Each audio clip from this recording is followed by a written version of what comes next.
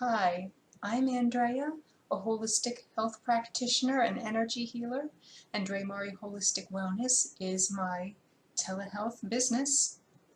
In this video, I am going to talk about how to select your healer. Now, this can be a nutritionist, a holistic practitioner, a chiropractor, an energy healer, a coach, or a medical professional. This is anyone you want on your healing journey. Okay, so number one, what do you want to accomplish? What are your wellness and health goals?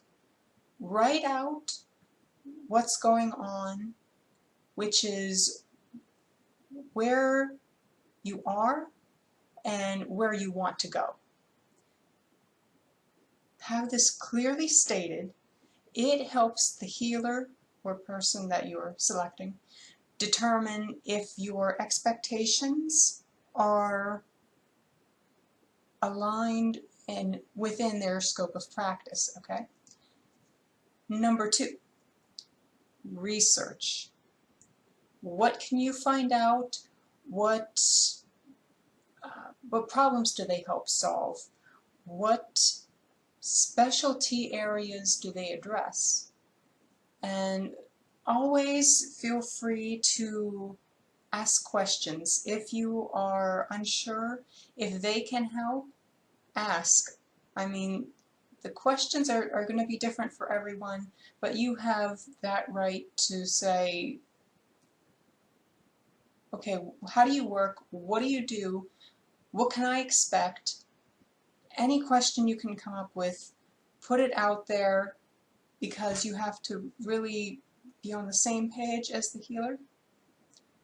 Number three, feel it out. How does the healer make you feel? Interviewing with a new person can make you nervous or anxious. That's natural. Even if you are nervous, anxious, or challenged, okay, there should be a feeling,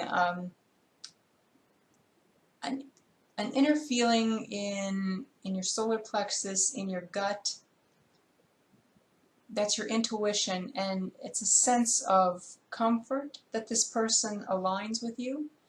I've had that comfort, which is a knowing, of people who align. I've also had that nervous tension with other people, and I'm sure that they are good at what they do, but the alignment wasn't there. I didn't have that, hell yeah, this is the person that can help me. I had that gut, no, this isn't it. And the person that's right for you, it might not be the same person that is right for someone else. You could have a friend or family member that says, hey, go to this person, they're great.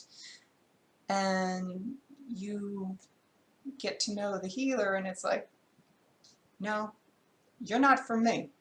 And I've certainly had that with my family members, and they love a certain chiropractor, and I'm like, no, been there, done that, not for me. I like this other person. And, you know, it can vary because there are people out there who have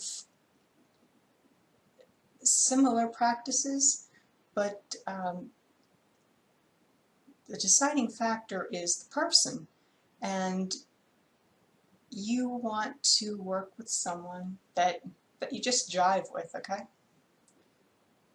4, are they listening to you? This is essential. This is important. Do you feel seen? Do you feel heard? Do you feel understood? Or are they like plowing right over you when you're trying to explain what's going on and how you feel in your experiences?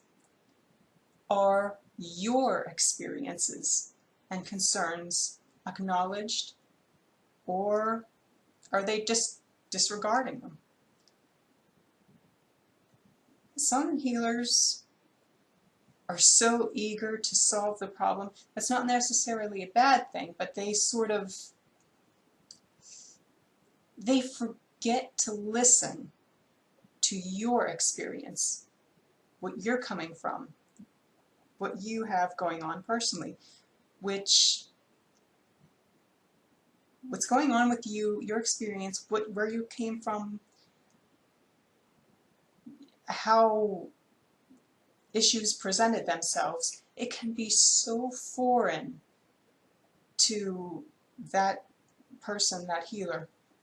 And humans, we have trouble relating to experiences beyond the scope of what we have experienced. We want to project everything about us and say, our experience is exactly what this person experienced, and if that differs from mine, that means it can't be possible.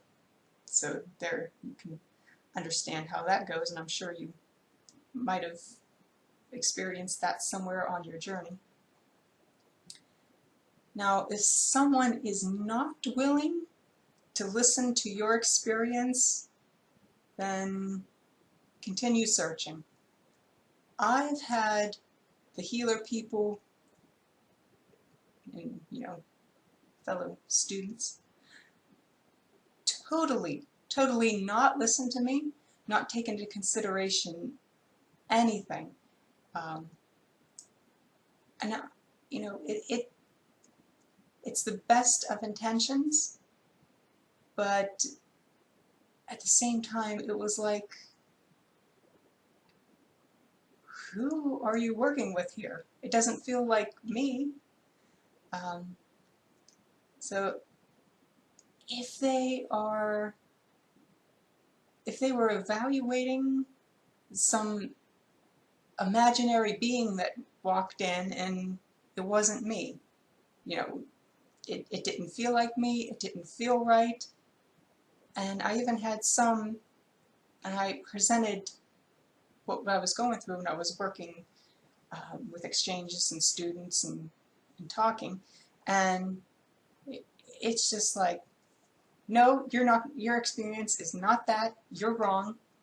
And it's like, okay, how did you get there in like 2 seconds?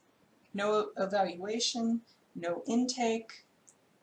And that's one of the learning things, the learning curves that I had as a healer, is to really consider where a person is and what they've gone through.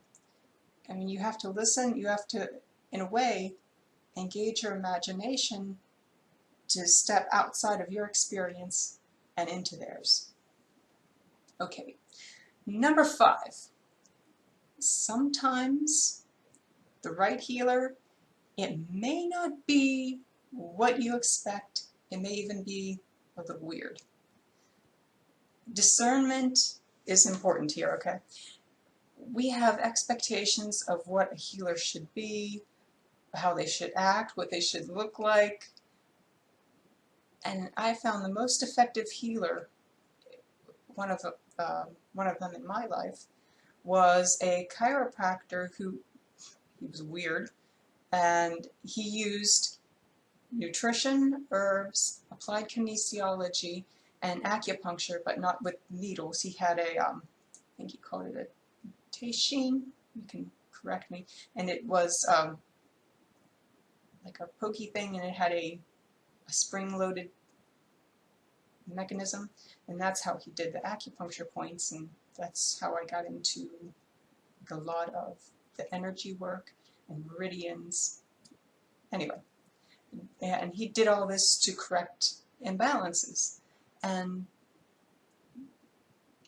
this was the person that helped my mom make a recovery from environmental illness when everyone else said recovery would not happen and she would have to just accept that she had to be the way she was and have the condition.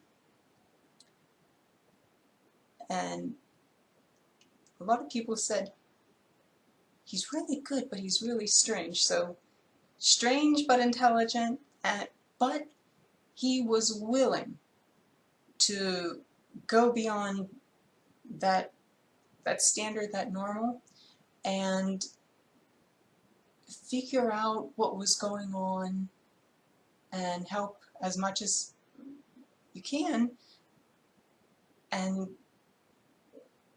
by doing that and working in that capacity, that is where the healing happened. And my mom had a recovery a while later, and I'll make another video on that and environmental illness in the future.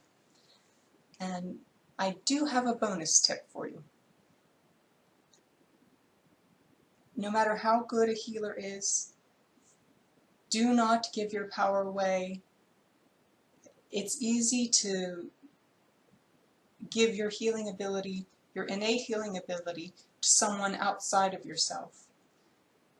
You don't have to do that.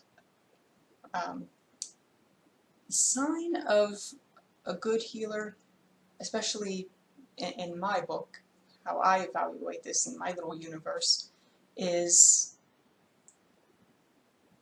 they ignite in you your own healing ability, and they can help guide you through it. You don't come in and say, okay, do this for me, tell me what to do. It's a partnership, and you have to really think about it like that. You're coming in to work with someone to help you bring out your body's natural healing ability. And truly, the power, it's all in yourself. And it always has been. You just have to, at times, figure out how to unlock it. So I hope these tips on selecting your healer helps. And you can, it doesn't have to be a healer, it can be anyone that you bring into your life to help you learn how to feel out the people, feel into their energy, really use your intuition. So, thank you for watching. I'm Andrea. DrémariHolisticWellness.net is the website. I'm on Facebook at Drémari Holistic Wellness. And I will see you next time.